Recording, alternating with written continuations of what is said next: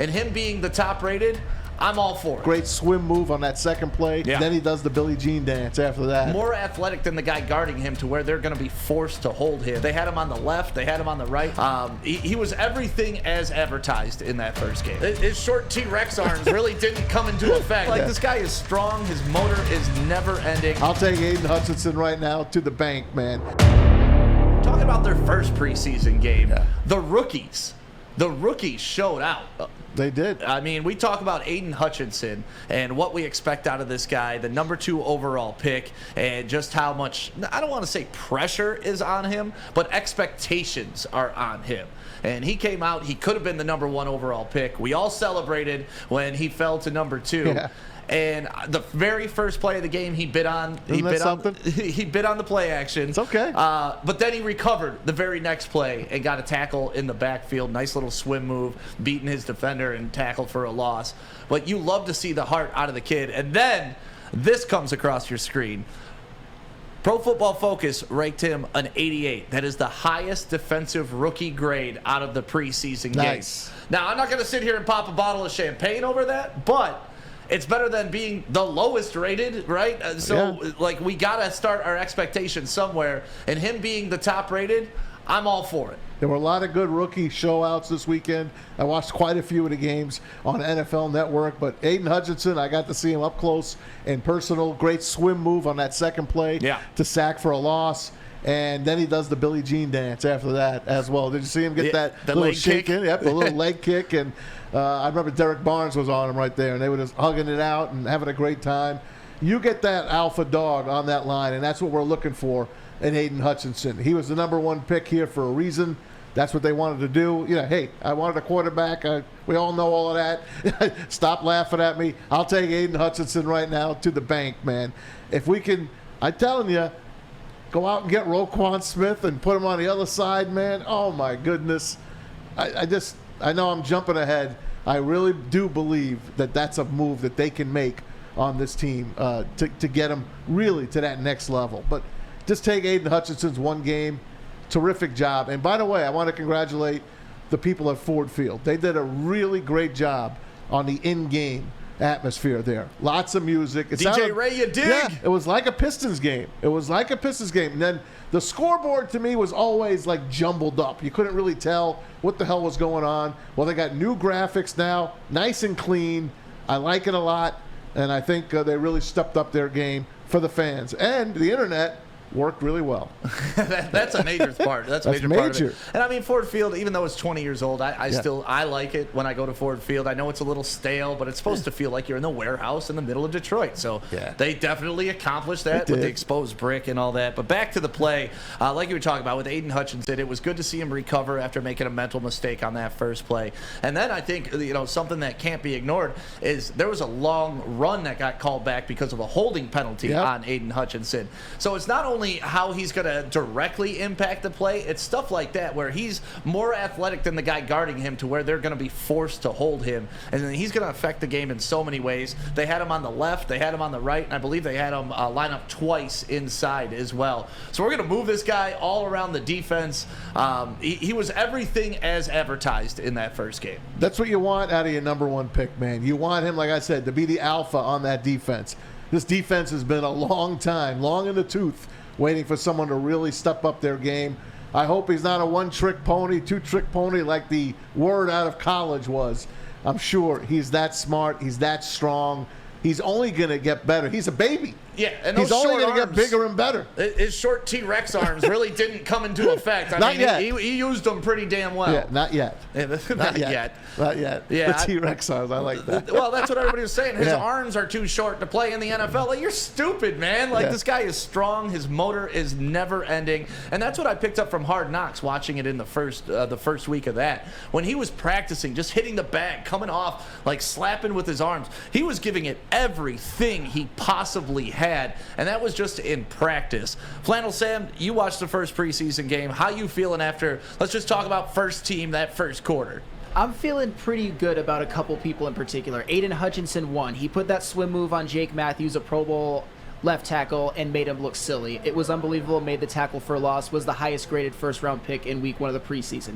awesome. The offense looked about what you would expect it to at its highest end. The offensive line was like getting a push. DeAndre Swift had 4 carries for 20 yards and a touchdown. That is a perfect drive for someone like him, and Jared Goff looked efficient. I think he was 3 for 4, 47 yards. That's exactly what you want from out of your offense out of a first drive. Couldn't have asked for anything more. Yeah, it was fun to watch, man. I went and rewatched it because, like you, I record every game, and I watched because the first series I watched it just as a casual, like absorbing everything. Then I went back and I keyed in on the offensive line. I really wanted to see how they did, and then I went in and just watched the running backs, and they were clicking, man. What'd you think of your boy Jamar Jefferson in the second half? Jamar Jefferson, I mean, last year he was great before he got injured. I was a big fan of him coming out of college. I think he's one of the best zone running backs, like potentially in the league. The way What'd they get him? 6th, 7th round? Sixth round. Yeah. 6th round. It was a great pick out of Oregon State. Like just a really, really solid running back. Dan Campbell was high on a couple guys too, coming out. One of them, Kirby Joseph. Another one, Malcolm Rodriguez, and he talked about both those guys right here. Look, I would say Kirby showed up. I would say Kirby, didn't quite know where he was going to be at or what it was going to look like. And, we've been on his rear in practice. I mean, we've been pretty hard on him. And now he's needed it. But he showed up. I mean, the lights came on, and he did some things on special teams and on defense that is extremely encouraging, I would say Rodriguez didn't disappoint. He's got a lot of room for improvement, but yet you can tell that it's not too big for him, which is good. I think those are 2 guys that really kind of come to mind a little bit.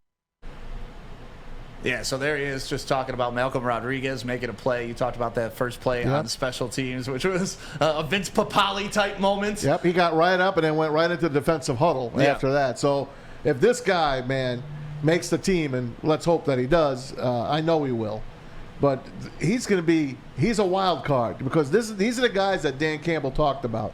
When they asked him on the depth chart, who are you going to keep? How many quarterbacks are you going to keep? Well, he said, look, if I can get a guy that's a really great special teamer and maybe give me 30 plays on defense, that's the kind of guy that's going to stick on this team. Now, last year, they didn't have these guys. They didn't have these guys that can do both, special teams, defense. This year, they have quite a few, and that's a good thing to have. Last year, they were just begging. They had to keep 3 quarterbacks last year because they didn't have anybody else. Yeah. Now, this is a better roster. It's a tip of the cap, too, Brad Holmes, finding another late-round, 6th-round draft pick that's going to be functional on the team. We just talked about Jamar Jefferson. You talk about Amon-Ra St. Brown last year. Now we're talking about Malcolm Rodriguez. It's nice to know that no matter where we're drafting, we're at least giving ourselves a chance at actually having an NFL player, not blowing our 2nd-round picks on people who flame out in the league. Tease Tabor, who actually played for Atlanta and had a couple tackles, but he's fighting for a spot on that roster too. Well, another guy that people were paying attention to on the defensive side of the ball, Jeff Okudah. I think outside of Hutchinson, he's probably the number 1 story that you got to be looking at. No doubt. And Dan Campbell talked about Jeff Okudah as well, and here's what he had to say about Okudah. Listen, he did some good things. It was encouraging. We came out of this game encouraged with Jeff. It was like, okay, this is pretty good. Just to see him get up there and press a little bit, challenge, and then, man, he's getting involved in some of these tackles. And so I would say we were encouraged. That's the best way to say it. It was encouraging. That's good. I'm encouraged. I'll take encouraged. I saw number 1 on the field. The more you saw him, the better he looked. He's not gonna kill it right now. He's not. He's still trying to work into that position. But like I said, here's a guy to put a target on his chest. Give me number 1. Give me number 1. You know where he is now on that field, and I'm hoping and we're praying that he stays healthy and he becomes that number 1 pick that they made a couple of years back. And if he cashes in, it's almost like fool's gold for us at this point. At this I don't point, want to say fool's gold. I guess just a gift to us at this point. It's icing. Yeah, that's really what it is. Icing on the cake. That's probably a better way to put it because we're not expecting it at this point. But if he can turn into even the semblance of a 1st-round pick, I'm not talking number 3 overall. I'm just saying a 1st-round pick quality cornerback.